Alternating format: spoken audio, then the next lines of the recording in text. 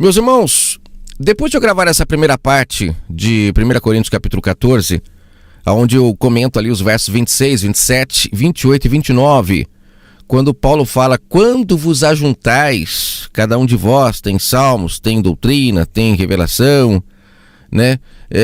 Essa passagem ela é muito fermentada pelo sistema religioso, porque eles trazem sempre para o benefício próprio.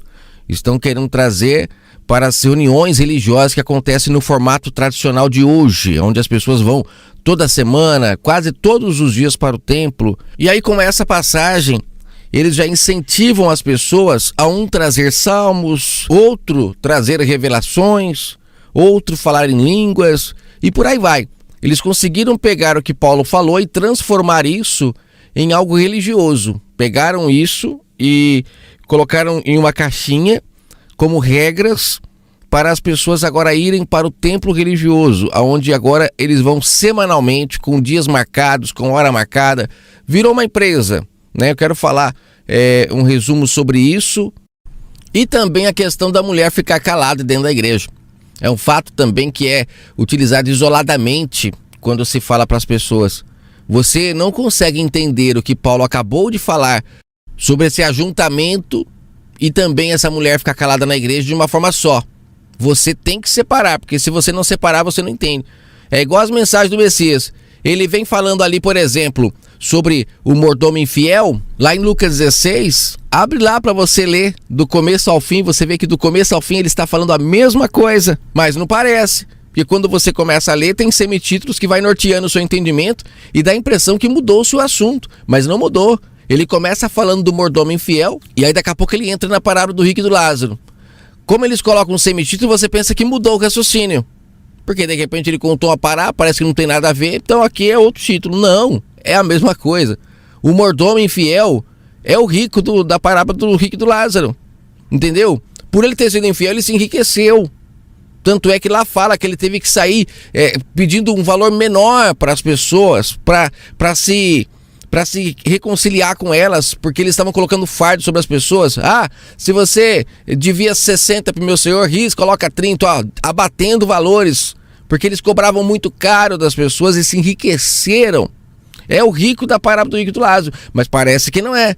Aqueles que estavam pagando mais caro é os que ficaram pobres, lá que ele chama de Lázaro, ele chama o nome de Lázaro. É uma forma das pessoas entenderem através de uma historinha o que estava acontecendo. É como hoje, as pessoas que pagam mais caro em um produto, qual que é a tendência? Elas ficarem pobres com o passar do tempo. E foi isso que o Messias tentou ilustrar. Mas parece que são coisas distintas. É igual Paulo falando, né, sobre essa decência, sobre essa ordem no culto, como se Paulo estivesse falando nesse formato de hoje. Parece que quando Paulo fala da mulher ficar calada na igreja, mudou o assunto, mas é o mesmo assunto, gente. Mas vamos lá, vamos seguir aqui com o resumo para que vocês possam de uma vez por todas abrir qualquer cadeado que fique sobre essa passagem, porque depois que se abre o cadeado fica difícil alguém fechar ele novamente. Tem pessoas assistindo que estão negativando, claro, porque estão fermentados com o entendimento que foi passado para elas, a bijuteria que elas compraram, elas não querem abandonar, acham que é ouro, não, é ouro, que é isso? Eu paguei caro nisso daqui, foi dias e dias, meses e anos frequentando o templo religioso, agora eu vou pegar isso aqui e vou jogar fora? Meu amigo, se é bijuteria, pode jogar fora, mas infelizmente muitos não querem jogar fora, vender tudo que compraram desses mercadores da fé, porque olha só, a parábola lá daquele jovem rico é sobre isso que o Messias está falando com ele, sobre ele vender as bijuterias, o que ele comprou dos mercadores da fé. Lembra que no Apocalipse, olha como que tudo está entrelaçado, fala dos mercadores da fé, né? O que eles vendem? Mercadorias falsas, né? Então tem muita gente com essas mercadorias falsas, mas guardando as 7 chaves, achando que é ouro. O dia que descobrir que é tudo bijuteria, que chegar diante do Pai e ela for pobre, segue nu, porque não tem nada, essas pessoas vão chorar amargamente porque foram enganadas pelos mercadores da fé. Aí quando ouvem alguma coisa, parece que o cara tá falando é loucura. Não, esse cara aí tá doido, né? Então Paulo também tava. Paulo também comparou Agar a Jerusalém terrena, ele comparou Sara a Jerusalém do alto, lá em Gálatas 4. Paulo compara a mulher como sendo a igreja, né? As escrituras comparam o tempo todo o Criador como sendo uma representação do homem que faz as coisas corretas. A gente vê ali, no caso de Oséias, ele pedindo para Oséias se casar com a prostituta, como representando o Criador ali sendo Oséias. O tempo todo o pai está sempre tentando mostrar nas figuras físicas o reino espiritual, mas infelizmente quem não quer abrir os olhos espirituais nunca vai compreender. Imagina só se a mulher samaritana entendesse que ele está falando de marido homem quando manda chamar os maridos dela. Ela ia ficar sem atitude, porque ela fala, mas eu não sou casada, o que você está falando? Você está doido? Ela vai bater de frente, mas quando ela entende que ele está falando sobre os amantes que ela buscava nos montes, aí ela tem a oportunidade de se libertar. Então, se a gente não renovar o entendimento, não há libertação. Por que ele chamava Israel de noiva? Por que o próprio Messias veio como sendo ali o noivo, embora não seja ele o noivo, mas sim o Espírito Santo que nele estava? É esse o noivo que iria se casar com Israel. O Espírito Santo, tanto é que o Messias carne foi embora, né, carnalmente. Quem voltou foi o Espírito Santo do Pai para se casar com a humanidade lá na descida do Espírito Santo, que ele disse, não vos deixarei órfão. Olha quem era o Pai, o Espírito Santo, né? Então é interessante a gente entender essas coisas para perceber que o tempo todo a Escritura está falando de figura de linguagem para a gente entender. Mas vamos lá, vamos aqui, ó, nessa primeira parte que eu falei sobre essa reunião religiosa, o que é mais fácil? O que é mais fácil de a gente entender? Que quando Paulo fala para as pessoas, quando se reunirem, cada um trazer alguma coisa, e ele fala para trazer salmos. Será que ele está falando para as pessoas pegar lá as passagens que Davi escreveu e ficar repetindo elas até hoje?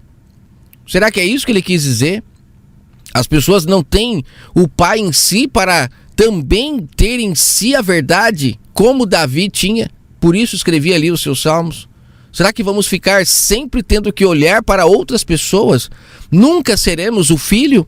Não está escrito que ele nos comprou para sermos filhos, herdeiros da herança, que é o Espírito Santo dele que estava nessas pessoas que são utilizadas como exemplo no livro Bíblia, que lá em Hebreus 11 Paulo chama de homens de fé. Por que eram homens de fé? Porque tinham um relacionamento com o Pai. Será que até hoje vamos ter que ficar lendo as histórias de Paulo, de Pedro, de João, de todo mundo para poder chegar a algum lugar? Não somos nós os protagonistas dessa história também? Não fomos comprados com alto preço também? O Espírito Santo não foi derramado a nós também? Por que aqui ele está falando de se ajuntar e levar salmos como sendo um livro que você lê, como o livro Bíblia, por exemplo, chega lá, fica lendo passagens de histórias que aconteceram com outras pessoas? Esses homens que nós acabamos idolatrando, é difícil até de não falar, Paulo disse, João disse, a gente idolatra porque a gente está fermentado, porque quem disse foi o Espírito Santo do Criador.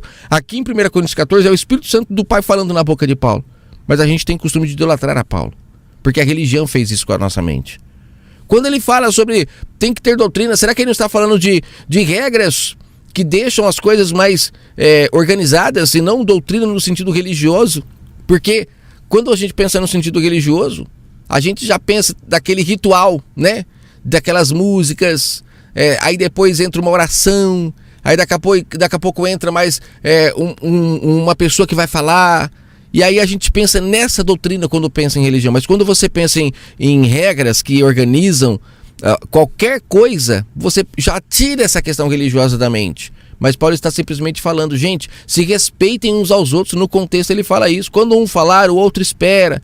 Se um começar a falar uma língua diferente, que é outra coisa também totalmente fermentada que eles alegam, se um começar a falar uma língua diferente, haja intérprete. A gente vê que até nesses programas de TV, quando trazem lá um treinador de futebol que fala uma outra língua, tem alguém do lado que está interpretando para que as pessoas possam entender, mas dentro do templo religioso, não.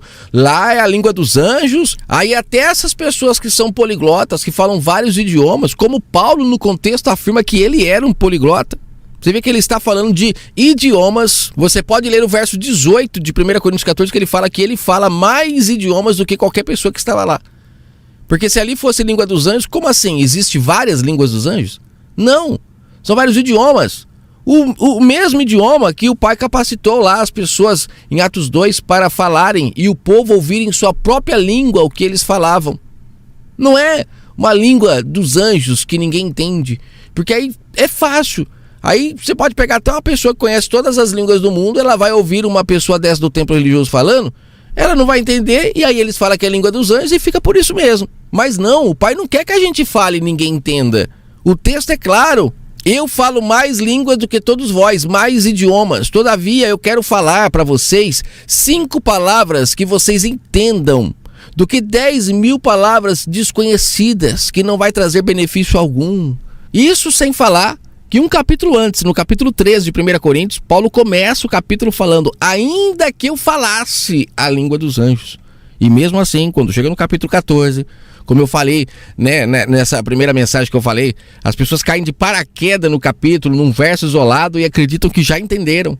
Não entendem a história de uma forma linear, lá do início, vem entendendo todo o plano de salvação, porque aí você entende o que está querendo dizer. Mas quando você cai de paraquedas ali, não, peraí, novas línguas, cada um traga línguas, não, tá, e aí começa a falar outras línguas, e aí eu lembro lá até do anjo, né, que veio falar com Maria que ela receberia o Espírito Santo. A gente vê que ele não fala uma língua desconhecida, o próprio anjo não trouxe um intérprete para falar com ele, para trazer a mensagem para Maria, ele falava e ela entendia. Agora hoje tem gente achando que tá falando língua dos anjos e tem intérprete e vira aquela salada. Olha só que clareza que Paulo traz. É idioma. Leia aí 1 Coríntios capítulo 14, versos 18 e 19. Foi esse que eu acabei de ler agora. Igual em Atos 2. Lá o povo começou a zombar daquelas pessoas que começaram a falar em outras línguas. E outras pessoas falavam: não, mas eles estão falando a língua que a gente entende. O nosso próprio idioma. Leia Atos 2.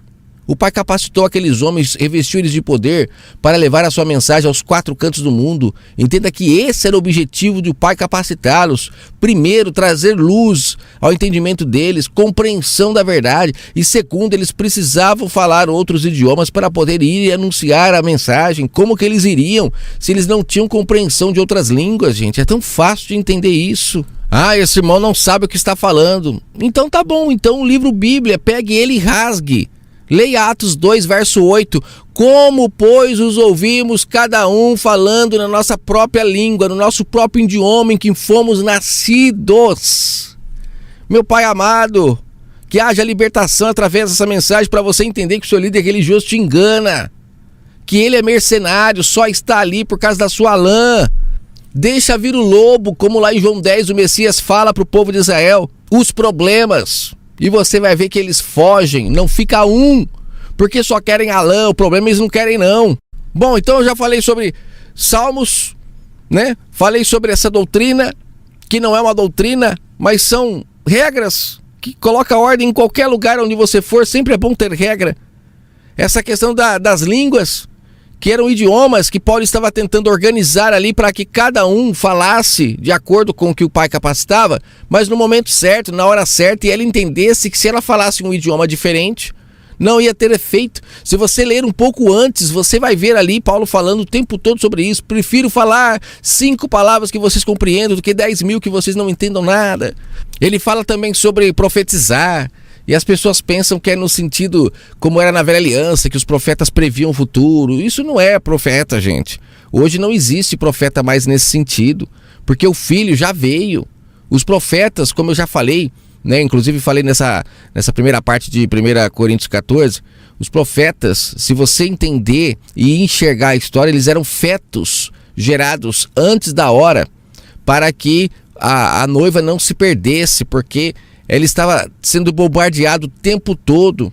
O povo gentil estava corrompendo a noiva através de suas idolatrias, através de suas práticas religiosas, né? E ela estava indo por esse caminho. A gente vê a mulher samaritana, que era uma israelita, e olha o caminho que ela foi, né? Então, aqui ele está falando de profeta, não no sentido de fetos que foram gerados antes da hora para proteger a noiva, porque hoje não há mais necessidade disso.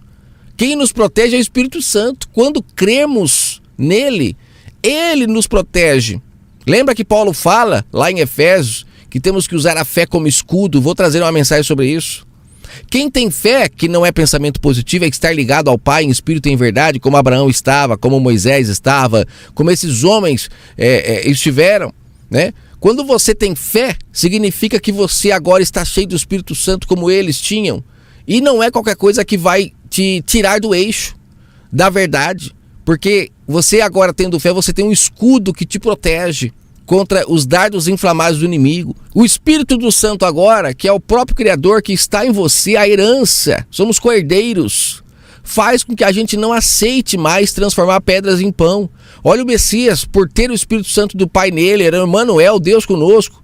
Transforma esse pedra em pão. Não vou transformar. Lança-te daqui para lá, não vou fazer. Se prostra a mim, não vou me prostrar. Por quê? Porque o Espírito Santo do Pai que estava nele o conduzia. Era mais forte do que aqueles enganos, ele estava cheio de escudo por todos os lados e os dardos vindo para tentar derrubá-lo e ele não derruba, não cai. Não cai porque o Espírito Santo do Pai o protege. Não precisa mais de profeta para isso. Os profetas foram necessários enquanto o Espírito Santo do Pai não havia sido derramado. O próprio Criador, pela boca do Messias, ele fala em Lucas 16, quando ele está falando ali a parábola do mordomo infiel, do rico e do Lázaro, que eu até comentei nesse áudio. Ele fala para eles que os profetas duraram até João. Por que até João? Por causa disso que eu acabei de falar. Porque o Pai já havia se materializado. Já estava para se concluir o plano. Não precisava mais que os profetas ficassem alertando a noiva. Vem para cá, foge para lá, se esconde ali. Não precisava mais. Por quê? Porque o Pai já ia concluir o plano no madeiro. Acabou. Eu fico admirado quando pessoas pegam passagens isoladas depois da cruz, depois do madeiro. Eles pegam passagens isoladas onde fala do profeta, não sei o quê, e eles querem tentar provar que existe sim profeta depois do madeiro. Mas aí, gente, aí é que entra a questão. Você não acreditou então no que o Messias falou que durou até João? É o que você diz que vale? É o que escreveram? Será que quem compilou o livro bíblico, quem escreveu, estava mais cheio do Espírito Santo do que o próprio Filho? Que a Escritura fala que ele estava pleno da presença do Pai, ele não podia mentir. Ele mentiu quando disse que chegou em João e acabou a questão de profetas. Aí depois, se alguém escreveu lá no livro bíblico profeta, porque ela ainda achava que tinha, porque não compreendeu a verdade, você prefere ficar com esse cara do que com o próprio Filho, com as palavras do Filho, que era o Pai, na verdade, né? Que é o engano a gente achar que era o Filho falando. É o Pai, o Espírito Santo dele que estava, Emmanuel, Deus conosco, o Pai estava na terra se reconciliando com a humanidade. E para finalizar esse resumo, entra a passagem aqui a partir do verso 34, quando fala para a mulher ficar calada. Aqui fala para ela ficar calada na igreja. E aí, como a gente tem em mente que igreja é esse templo de pedra que esses homens colocaram em nossa mente, e é por isso que existem tantas mortes, tantos suicídios, tantos adultérios, tanta fornicação, porque as pessoas não se veem como templo, como igreja. Elas vão à igreja, não se veem como igreja, que essa é a mensagem do Evangelho. Nós somos o templo do Espírito Santo. Paulo fala, vós sois. Acabou. O que passar disso é do maligno, gente. Não é a mensagem verdadeira. Vós sois. É o próprio Pai falando na boca dele, vós sois, eu comprei vocês para mim. Acabou. Não precisa mais sair de casa para me buscar, porque quem casar comigo vai viver comigo em casa, em si, dentro do quarto, como o Messias falou. Entrem para o quarto e se relacionem com o Criador, porque é lá que ele quer falar com vocês, que é no entendimento, a tenda do Criador. Na velha aliança ele habitava na tenda e na nova ele habita no entendimento. Por isso que Paulo fala que a lei agora foi colocada no entendimento. A lei é o próprio Pai, não é? A lei não foi escrita na pedra, mas era o próprio Pai. Então ela saiu da pedra e veio para o entendimento, para o local de habitação correto, que sempre foi. Mas foi tirada por causa dos mercenários, por causa dos abutres, por causa das serpentes.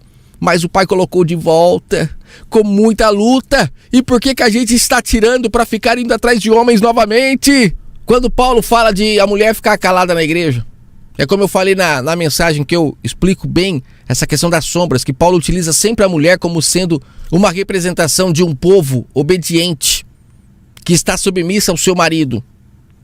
Em Efésios 5 ele fala a mesma coisa, que o homem é a cabeça da mulher, assim como o corpo está sujeito a Cristo, ao marido, assim como a mulher está sujeita a seu marido.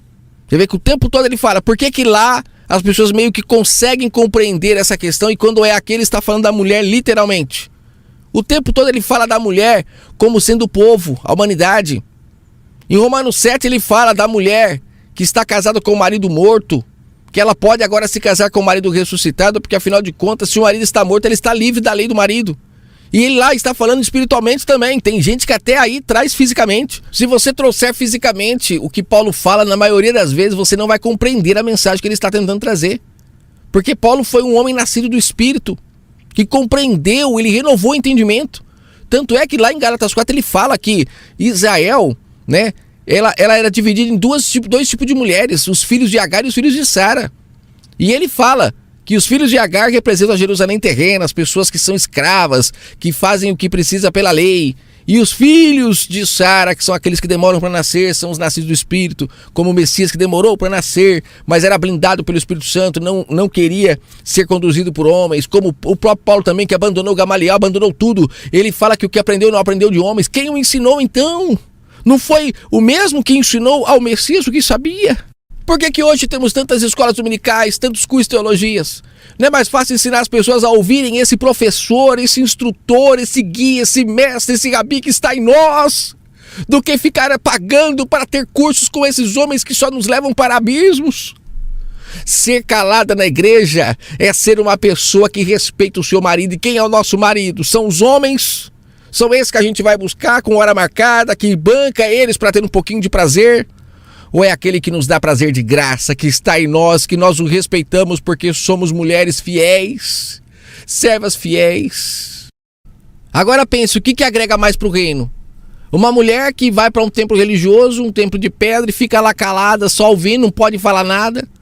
Ou a humanidade que é obediente ao seu marido, que se cala diante dele por tudo que ele faz, que o respeita, que o representa, praticando o que é correto, fazendo o que é justo aos olhos dele, porque ela é fiel e ele o ama? O que tem mais efeito para o reino? Para e pensa. O que tem mais efeito para o reino? Você falar um idioma que a pessoa entenda, para que ela possa se libertar, para que ela possa viver uma vida no paraíso. Sabe? O que tem mais efeito para o reino? Ficar falando uma língua que ninguém entende? O que tem mais efeito para o reino? Você ficar profetizando, dizendo, vai acontecer, vai acontecer, vai acontecer. Ou você falar agora para ela, muda, se converta dos seus maus caminhos, faça o que é justo, o que é certo, e tudo vai mudar, você vai voltar para o paraíso. Se converter não é ir para uma igreja, mas se converter é você parar de fazer o que está fazendo errado. Faça o que é certo e você vai ver que tudo vai mudar. Se você for pelo caminho da bênção, você vai colher bênção do céu. O que é mais correto? O que é mais certo? O que traz mais efeito para o reino? Que o Eterno abençoe sua vida. Espero que esse resumo possa trazer libertação.